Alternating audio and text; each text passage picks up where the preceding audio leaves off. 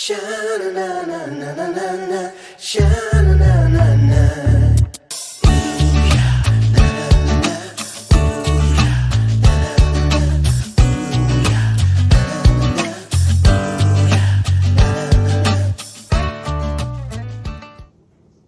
Hi everybody, it's Laura with Jot and Tittle Vintage Typewriters, and today we're going to do a tutorial video for a Silent Super 1957.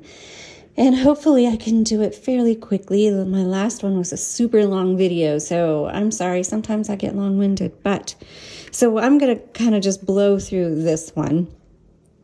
It's an amazing typewriter. It's what I call a writer's typewriter.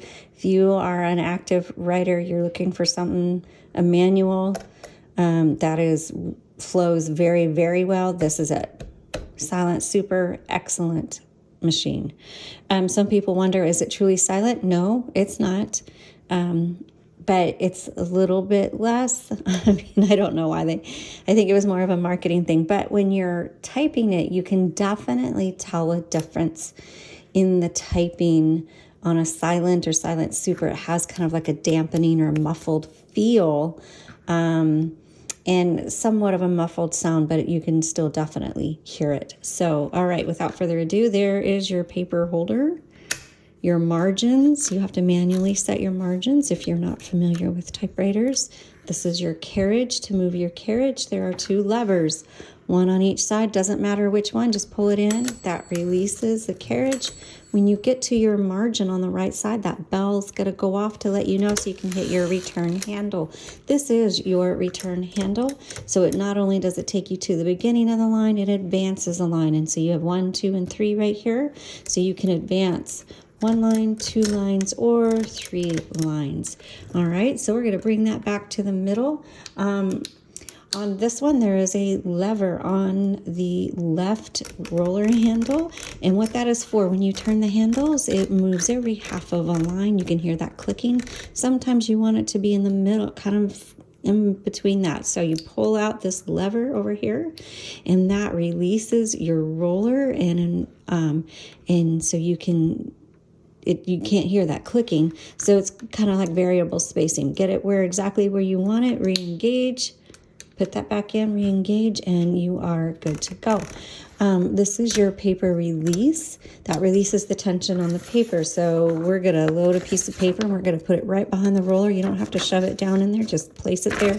Turn your handle, come through, and mine's paper is just a little bit crooked, so I'm going to pull that paper release forward, line it up, re-engage it. This bar, make sure that bar goes over your paper. Okay, I'm going to move this to the left so the handle's not above the top. I'm going to pull that open. Inside, you're going to see your type bars and your escapement. This is your spools. We put in a metal spool. This typewriter takes a universal ribbon, which is a 2-inch spool with a 1/2-inch ribbon. Black is on top, red is on bottom. If you want to put a solid color in, you can. That's totally fine. When you put the ribbon in, the ribbon goes around the top and around and underneath. Same with here. I recommend going to the product listing and looking for the photo of this area right here to help you know how to thread it. It is very messy, so you're going to want to have a towel nearby or rubber gloves. You're going to get ink everywhere, but you're just going to have to shimmy that ribbon through the different guides that they have right there. Right here is kind of like a tension selector, and that determines how hard these type bars strike your paper. I don't ever see a difference, but you can certainly try and see what setting you like best for you. Now, when you get to the end of the spool, it's not the end of the ink and the ribbon, so you're going to need to reverse it. And right here's the reverse lever, reverse, and then you go back. And you should be able to go back and forth many, many, many times before you need to replace your ribbon. If you need new ribbon, visit our website at jotandtittletypewriters.com. Okay, down here is our keyboard, and you have your shift, a shift lock. To release the shift lock, just hit the shift again, doesn't matter which side. You have a backspace, your arrow is called a backspace. You have a margin release and a tab, and this is where you set your tab and clear your tab. Color selector, it's on black right now. Red is at the bottom. The white in the middle is called stencil. Your typewriter will not type properly on stencil. It sounds like it's typing, but it's really not. So if it doesn't look right, check your color selector or check your ribbon reversal. So we're going to show you, I'm going to show you the tab real quick. On this typewriter, the tab doesn't work, but you should be able to put your carriage where you want it, hit set, and same thing, if you want to clear it, hit clear. It doesn't work on this typewriter, and it's actually pretty common to find tabs that don't work. Okay, backspace does not erase. It just, if you make a mistake, you backspace, and you can X through your mistake or line through your mistake, and then keep going. So you can tell that it is not a silent, and it's not even super silent. It's, but it is a little bit more muffled compared to other ones. But like I said, you can feel it more.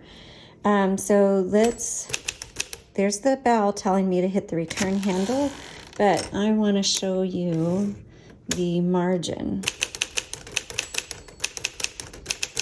Okay, so now the carriage is no longer advancing, and so I want to hit margin release, finish my words, hit the return handle. And that is how you use a silent super by Smith Corona. It's really a fantastic typewriter, and if you want to see more typing, you can go to the product listing and watch the demo video in there. But thanks so much. Oh, I made a mistake, so let's backspace. So much for watching.